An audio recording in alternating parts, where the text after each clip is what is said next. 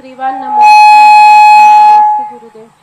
गुरुदेव, मेरी जिज्ञासा है, आजकल एक फिल्म बहुत फेमस हो रही है, द केरला स्टोरी, जिसमें बताया गया है कि धर्म के नाम पे कैसे बच्चियों को और बच्चों को भी मैनिपुलेट कर लिया जाता है।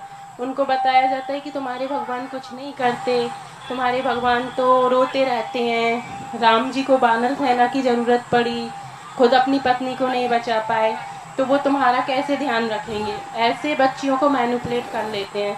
तो महाराज जी, हम अपने बच्चे को कैसे शिक्षा दें, कैसे संस्कारित करें कि वो कभी भी जब वो इस प्रकार के अपने बच्चों को कर रहे हैं तो हमें भी तो ये कहना चाहिए कि विज्ञान लोग जो कर रहा है, कितनी बीमारी फैल रही है। पहले 10 गांव में एक वैद्य होता, आज इतने डॉक्टर होते हैं।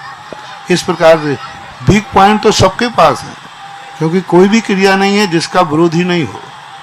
इसलिए उनको वर्तमान की हानियां बताना चाहिए और उन महापुरुष के अच्छे कार्य भी बताना चाहिए कि पत्नी की रक्षा कैसे नहीं कर पाए। कौन व्यक्ति है 24 घंटे पत्नी के पास बैठा रहता है। लेकिन ये देखो कि इतनी बड़ी शक्ति थी कि शक्तिहीन होकर के भी शक्तिमान से अपनी पत्नी को वापस लेके आ गए। ये शक्ति तो देखो, ये शक्ति देखो कि जिस लंका में कोई प्रवेश नहीं कर सकता था, चारों तरफ से यंत्रों से विदित थी, सुरक्षा थी, फिर भी अपनी शक्ति के माध्यम से एक अकेला बानर हनुमान पूरी लंका के लिए तहस नश करके आ गया। ये क्या किसी में दम है क्या? तो निगेटिव पॉइंट कम है, पॉजिटिव पॉइंट बहुत ज्यादा है। इससे सिद्ध ये है कि बच्चों को कम से कम आप लोग धर्म की बातें अपने लिए मत पढ़ो, लेकिन बच्चे जब कुतर करें तो उनको समझाने के लिए तो पढ़ो। आज का स्वाध्याय वगैरह के लिए मैंने इसलिए 12 वर्षीय स्वाध्याय रखा, 12 वर्षीय, कि कम से कम माताएं ये ज्ञान तो करना कि जब उनके बच्चे कुतर करें तो आप उनका समाधान कर सकें। पॉजिटिव पॉइंट कितने पॉइंट हैं अपने पास, जब वो निगेटिव पॉइंट देते हैं तो धर्म में निगेटिव पॉइंट ना के बराबर हैं, जिनका हमारे पास जवाब नहीं है। लेकिन 99% हमारे पास पॉजिटिव पॉइंट हैं जहां हम उनको धर्म से जोड़ सकते हैं। उनसे कहना है कि जब तुम्हारे जीवन में सबसे बड़ा संकट आ जाए, उस समय आप ऊपर की तरफ क्यों देखते हो?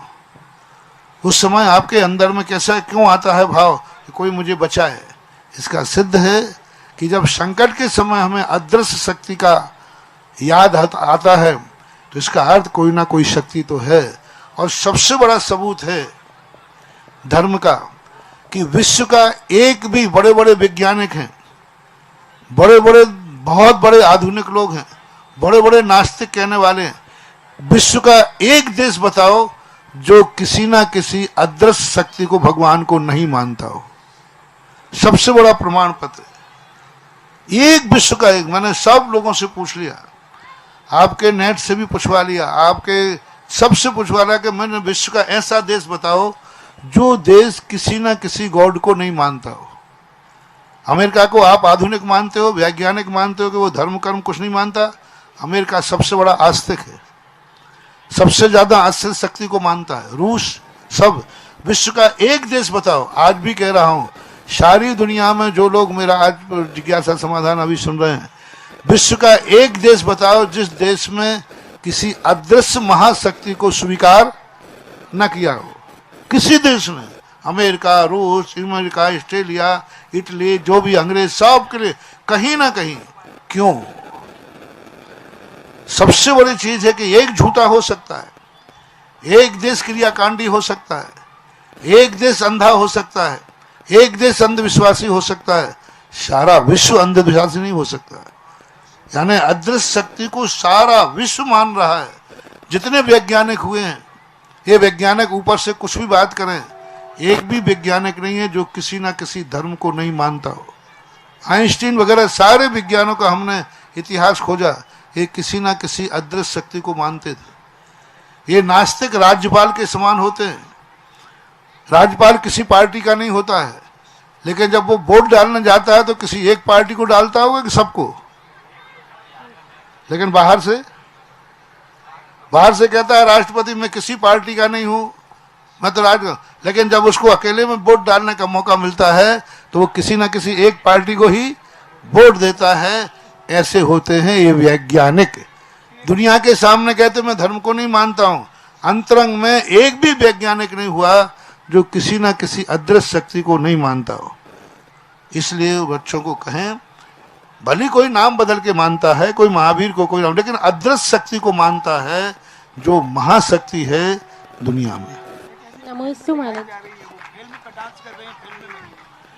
जो फिल्म में कटाक्ष कर रहे हैं वो फिल्म बनाने वाले भी किसी ना किसी को मानते हैं।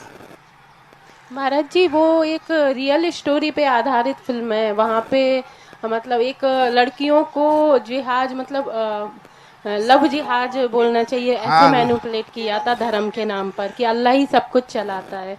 अल्लाह ही तो है, अल्लाह हो गया, अल्लाह अदृश्य शक्ति हो गई। अल्लाह को मान लिया, कम से कम उसने अदृश्य शक्ति को तो माना है। धर्म परिवर्तन अलग चीज है और धर्म अलग चीज। नमोस्तु महाराज जी। जिज्ञासा करेंगे। हाँ, अच्छा, लव जिहाद की बात कह रहे हो आप। जी महाराज जी।